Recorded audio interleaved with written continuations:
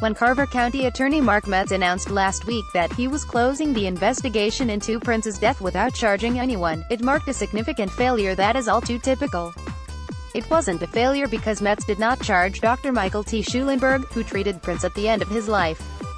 Metz made clear that while Schulenberg violated medical rules, he did not provide the drugs that killed Prince on April 21, 2016.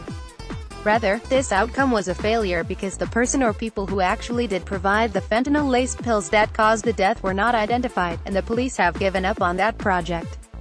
As Metz described it, the investigation found that Schulenberg prescribed 15 Percocet pills to Prince shortly before he died.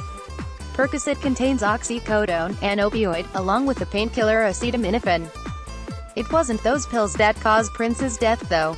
Rather, the killing agent was something especially evil, a tablet masquerading as Vicodin that actually contained fentanyl. Vicodin is another opioid acetaminophen combination, while fentanyl, a synthetic form of heroin, is a much more powerful opioid. Any of these drugs, Percocet, Vicodin, fentanyl, can feed the addiction of someone who is hooked on opioids. Fentanyl, though, is much deadlier because a very small amount can be lethal. When it is disguised as another drug, as apparently happened in Prince's case, that lethality becomes truly frightening. The truly scary part about the case Metz closed is that the source of that fentanyl in Vicodin clothing was never identified. If investigators can't track down the path of lethality in this case, in which the victim was famous and remarkable resources were thrown as the probe, then we are truly in trouble. And we are in trouble. Drug overdoses, most from opioids, are killing some 60,000 Americans a year, making it the leading cause of death among people under 50. Strikingly, this is happening even as the rate of prescription of opioids is going down. It is a huge number, and the carnage is occurring in every state and in every age group. The rise is probably driven by several factors, but one is the increasing number of cases like Prince's, where hidden fentanyl plays a role.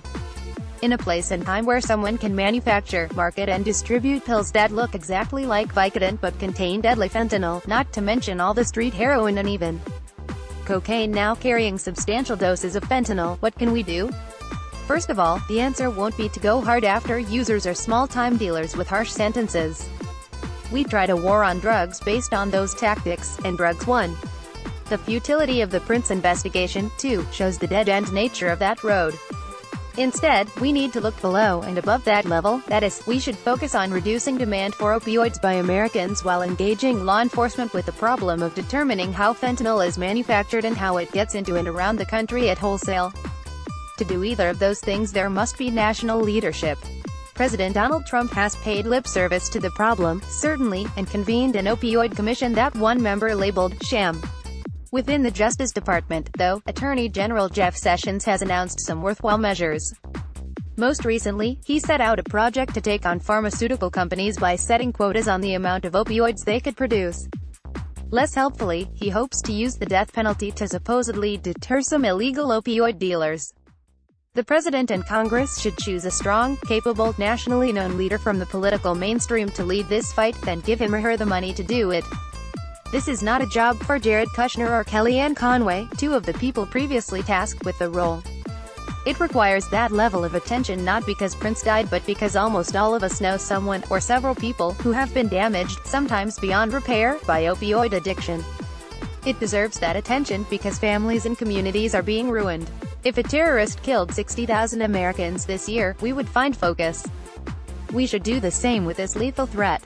Mark Osler is the Robert and Marion Short Professor of Law at the University of St. Thomas.